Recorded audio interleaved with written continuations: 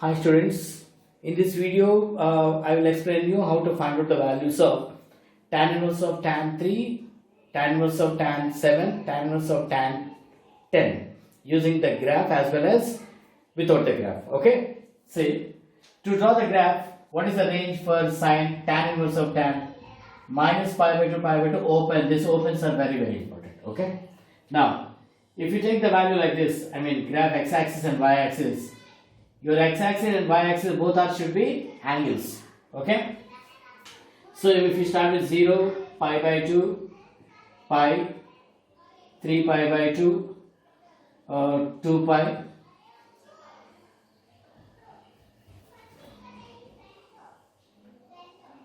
5 pi by 2, 3 pi, like that, and we can go to negative side also, minus pi by 2, minus pi, like that.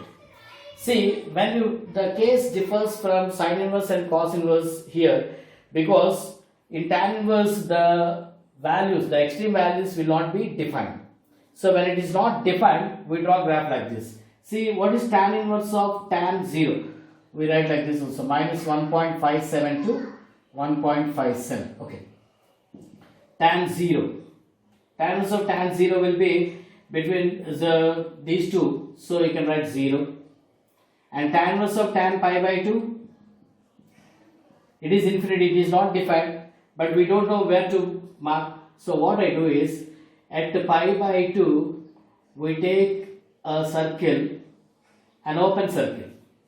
Why open circle? The open circle denotes that value will not be included in our required range.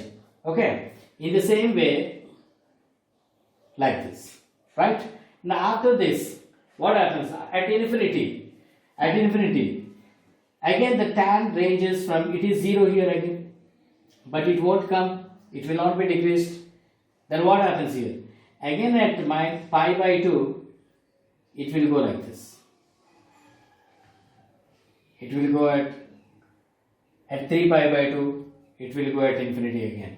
Again from 3 pi by 2, it will go from here to here. That means it increases from minus infinity to plus infinity. Always it increases from minus infinity to plus infinity. So this is the way to draw the graph of tan. Like that, number of. At 5 pi by 2 also, we draw like this. So it should be open circle, guys. The open circle denotes that the value does not include. Okay. Now what about these lines? Let us name. No doubt this is y equal to x, because at 0, 0, at pi by 2, but open. Y is equal to. What about this? This is y equal to x plus c, no? Because this line is parallel to this line. Okay. Passes through pi comma 0, because it is on x-axis. So 0 is equal to pi plus c. C is minus pi. So it becomes y equal to x minus pi, or minus pi plus x. Obviously it will become y equal to minus 2 pi plus x. Or will become y equal to minus 3 pi plus x. Enough. Like in sine and cos case, don't need to take y equal to minus x. Like that it won't be. Because it is from minus infinity to plus infinity, it should go increasing like this. Okay? Like that. Now, let us find out the values of tan inverse of tan 3. Tan inverse of tan 3. 3 will not lie in between 1.5 and minus 1.5 and 1.57. So where does 3 lies? 3 lies here before 3.14. That means between these two. 3 lies between these two. So you should take this answer. So what is the answer for this? Minus pi plus x minus pi plus 3. It is 3 minus pi. Okay. Let us write here so that it will be useful for our record. Tan inverse of tan 3 is 3 minus pi. Now, in the same way, let us do tan inverse of tan 7. 7, where does it lies? It lies at between 2 pi. 2 pi means 2 into 3.14, 6.28, and 5 pi by 2. 5 pi by 2 means 5 into 1.57, 7.5. So it crosses. So it lies in this line. In this line it becomes y equal to minus 2 pi plus x, no? So it becomes minus 2 pi plus 7. So answer is tan inverse of tan 7 is equal to 7 minus 2. 2 pi. What about tan inverse of tan 10? 10.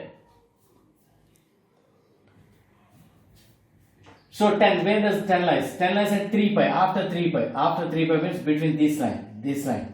So in this line, what is the answer? Minus 3 pi plus 10. So answer is tan inverse of tan 10 is equal to 10 minus 3 pi. In the same way, I will explain all these three without using the graph also, like how we did in sin inverse as well as in cos inverse x. See, for tan inverse of tan 3. Okay, let us take 3. 3 means it lies at pi plus x, pi minus x. Agree? Why pi minus x? Pi is 3.14. 3.14 minus something. So that something I took it as x. So it becomes x is equal to pi minus 3.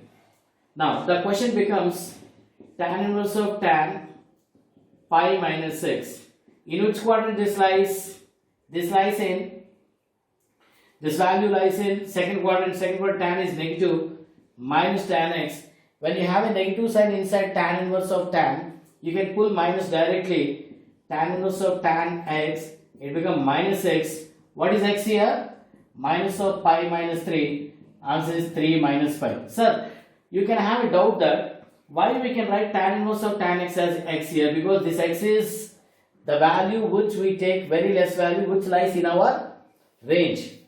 Not only here, in the case of sin inverse and sin cos inverse of cos also, that x value is very small, which lies in our range. Okay, that's what we can write this as x. Okay, because see, 3 and 3.14 minus something.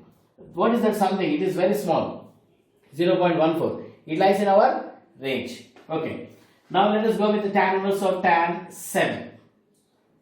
7. Okay, 7 lies in which 7 means 2 pi. 2 into 3.14, 6.28 plus something. So 2 pi plus x. Okay, now bring x here. 7 minus 2 pi. So now the problem becomes tan inverse of tan 7 is 2 pi plus x. In which quadrant it lies?